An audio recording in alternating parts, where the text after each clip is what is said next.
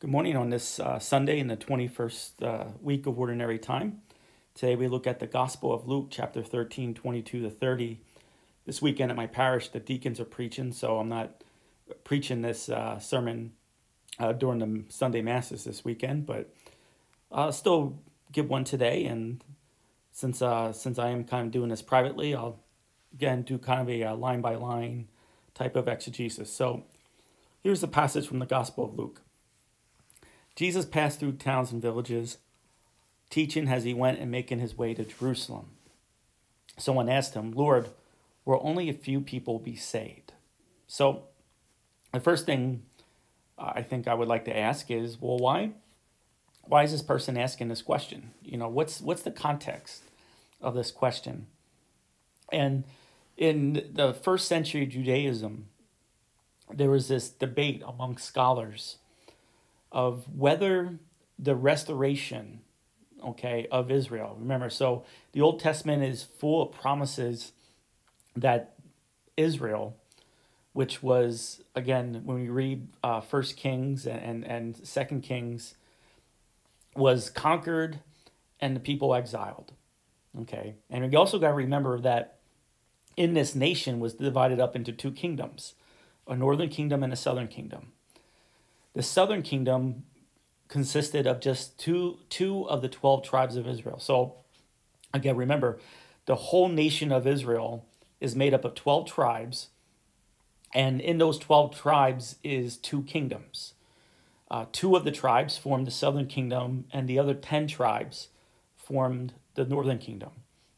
And the northern kingdom was conquered by the Assyrians first in about 722 BC. I want to say along that time. And the southern kingdom was eventually conquered by the Babylonians around, I think, 578 BC, somewhere in that ballpark. So by 578 BC, both kingdoms, all the 12 tribes, are gone. And they're exiled. And they're scattered all over through the place. Now, you also got to know that there was a very important difference between the northern kingdom and southern kingdom as well. The southern kingdom, those two tribes, had the temple and had the line of David. So those are two very important things. They had the temple, which means they also had an authentic priesthood, the priesthood of the Levites, the one that established by Moses and the prophets and so forth, and by ultimately God, as well as the line of David, in which God is going to make a covenant that through David's son, there's going to be an everlasting kingdom. The northern kingdom formed their own temple, their own priesthood, their own king. So to the southern kingdom's mind, they were kind of the outcast in a way, that they had an inauthentic temple, inauthentic priesthood, something that they created themselves. And so the debate among scholars is, when this nation is restored, is it just going to be the two kingdoms, the southern kingdom that is, the two tribes? Or is it going to incorporate also the 10 other tribes of the northern kingdom? And so when he asks, "Lord, will only a few people be saved?" essentially what he's asking is the restoration of the kingdom of Israel going to be just the two tribes, or is it going to be the other 10 tribes of the northern kingdom included as well? Here's Jesus' answer to that question. So Jesus answered them, "Strive to enter through the narrow gate, for many, I tell you, will attempt to enter, but will not be strong enough." So Jesus does not participate in this debate. Instead, his answer is about striving through the narrow gate. So what does he mean by that? Well, let's move on. So he gives a kind of like an analogy, a parable now. He says this: "After the master of the house has arisen and locked the door, then you will stand outside knocking and saying, 'Lord, open the door for us.'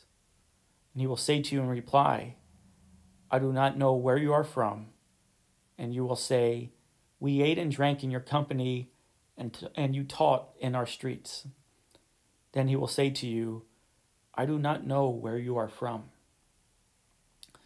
So notice how the initial question, "Lord, will only a few people be saved?" And he's asking in terms of southern kingdom, northern kingdom. but he's also asking in terms of ethnicity, like where did you come from? So again, is the person asking the question, Lord, will only a few people be saved? Meaning, like, if you belong to a certain group of people, if you belong to the heritage of the 2 tribes of the southern kingdom, or if you belong to the heritage of the 10 tribes of the northern kingdom, he's asking this question on base of one's lineage. Like, he's expecting an answer of, you're gonna be saved depending on where your lineage is. And Jesus says, no, that's not the case. It's going to be by your way of life. It's going to be by your conduct. And the way of life that he is seeking, the way of life that is demanded of us as disciples, is that of a narrow gate. Think of, for example, like Black Friday. Do you ever see those clips on Black Friday? Walmart, Best Buy, whatever, Target, these stores, they open their doors, and then you have a huge group of people trying to enter through those little doors, because they want to get the best savings. I hate that vision. I hate Black Friday for that very reason. But it's a good image to see what Jesus is saying, is that it's hard. It's hard because there's so many people. It's hard to get through that narrow gate. What he is asking from us is a difficult way of life. And notice the overall context of this passage. Jesus is making his way towards Jerusalem. Jesus is making his way through a very narrow path towards a narrow door.